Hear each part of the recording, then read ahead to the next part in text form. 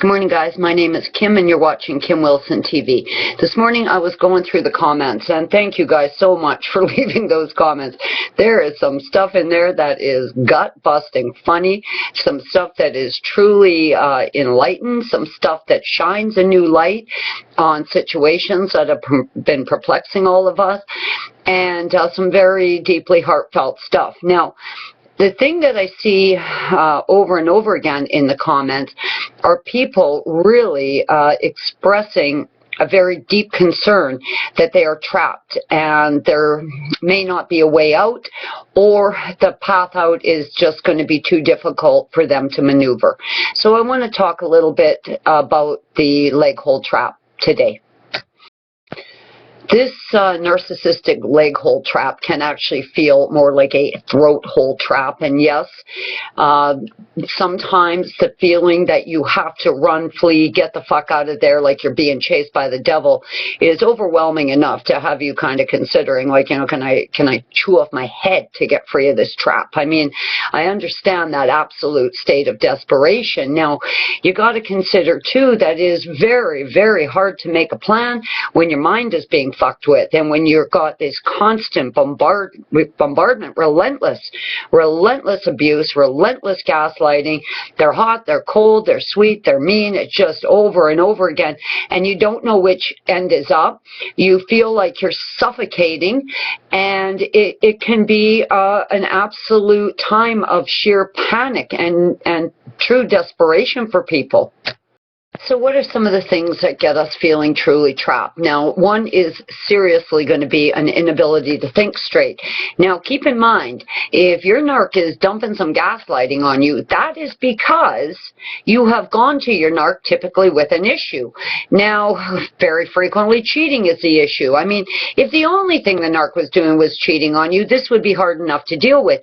But the fact it's met with so much gaslighting, you can't get your head around it, this can be absolutely overwhelming.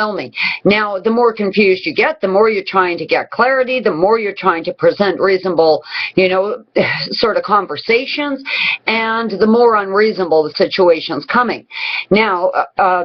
So what we've got is we've got some abuse, we've got some really poor behavior that's leading you to try and clear the air or discuss this or make sense of it, which is then being dumped, you know, right on you, big, huge pile of absolute gaslighting bullshit. So there's a very good chance you're not thinking clear, and this can get you stuck. I think it's really easy to look at the gaslighting kind of exclusively because it is pretty fucking menacing.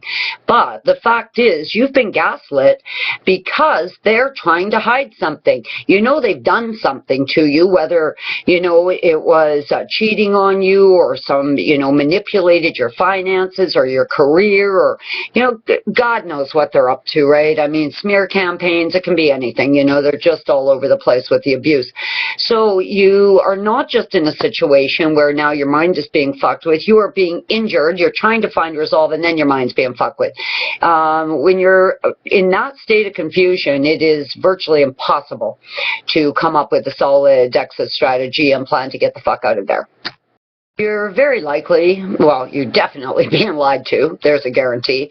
You are very, very likely being cheated on. You are being told that all of the infidelity and all the horrible things that are happening is your own fault. So you can very easily get yourself in a cycle of just focusing on trying harder. When you are focusing on the narc and focusing on trying harder, you know you can't win. It doesn't matter how you change it, it's always going to end the same. You're never going to be able to meet their ridiculous demands. So it puts you in a cycle of trying harder and trying harder. Another one they're going to be pulling, of course, is you don't love me right, you don't know how to love me. So now you're trying and trying and trying to focus on loving them better. All of this is a distraction from your own distress. All of this is a distraction from the fact you really need to get out, get free, get safe, and never go back to that bloody nightmare. But it's extremely effective because now you're focusing solely on the narc. You are trying to do a better job at everything because, of course, you can't do a bloody thing right. You are focusing primarily on their needs, trying to please them, trying to prove you love them. This is a very, very dangerous trap and one that many people get stuck in. Money can be a major serious problem. Narcissists, of course, have a delusional sense of self-entitlement, so they will be thinking your money is their money. They quite often will burn through people's money, through their savings, through rental properties that they owned or real estate holdings that they had.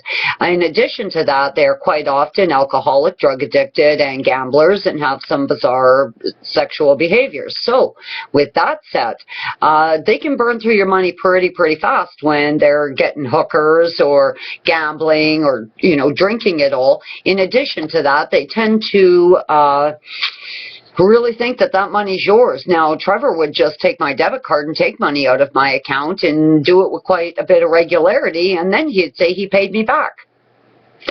How did I miss that? Because I don't remember him paying me back. Ever. He would just let that kind of dissipate, and then another sum of money, and let that dissipate, and all the while saying he paid me back. Well, shit. I don't remember any of that. I only remember him taking the money.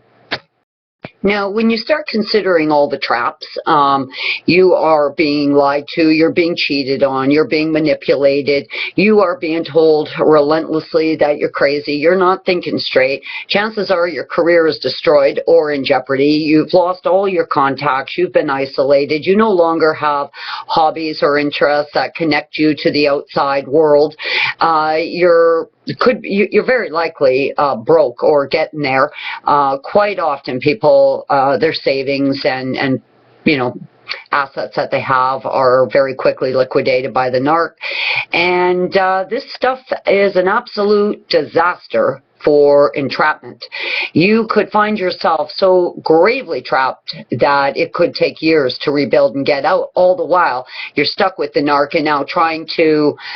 Oh, Jesus, guys, you've got to watch for these signs. Now, if you're new on the scene and you're starting to see some red flags, you see signs of some of this stuff, their mask is slipping, honest to God, run and run like you're being chased by the devil. You got to get out of there quick before you are trapped.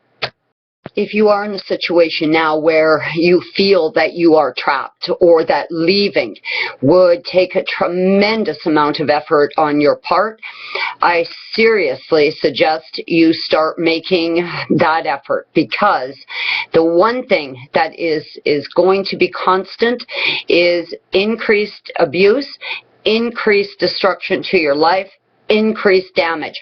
It's not slowing down, and it's just getting worse and worse and worse.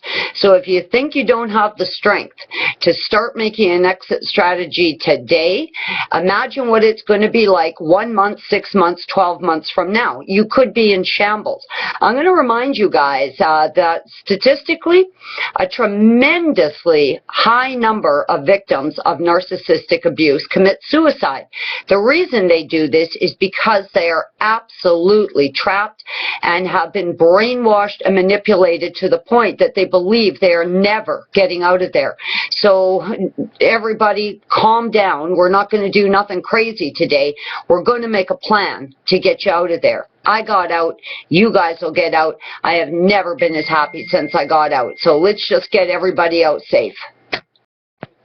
Now, the easiest way to start to remedy some of this stuff is, if you know that your narc is cheating or, lying to you or committing some other disgusting act of indecency, honest to God, you're leaving anyways, right? So you're going to have to maybe let it go, because if you start, engaging because of these abuses or horrendous things he's doing, you're just going to end up with more gaslighting and more mind fuckery. So I'm sorry, it'd be nice to clear the air, it'd be nice to get an explanation, but you're not getting it anyways.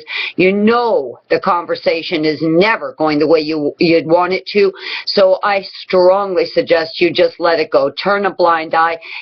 Maintain your clearest mind possible, okay? I would really just let it go. If there is an issue that you want to bring up, please, guys, drop it, because you're never getting the answers, the closure, the resolution, the explanation, the apology. It's not coming anyways, so don't look for it. Don't stress yourself out. Disengage. You need to get your mind clear. It's extremely important for you to make a solid plan for you, and especially if there's little children involved. Money's a big one, guys. It really is. Very frequently I hear that people have been wiped out financially or close to it. So you need to start getting some money saved. Now, if you've become quite incapacitated and haven't been able to work for a while, you're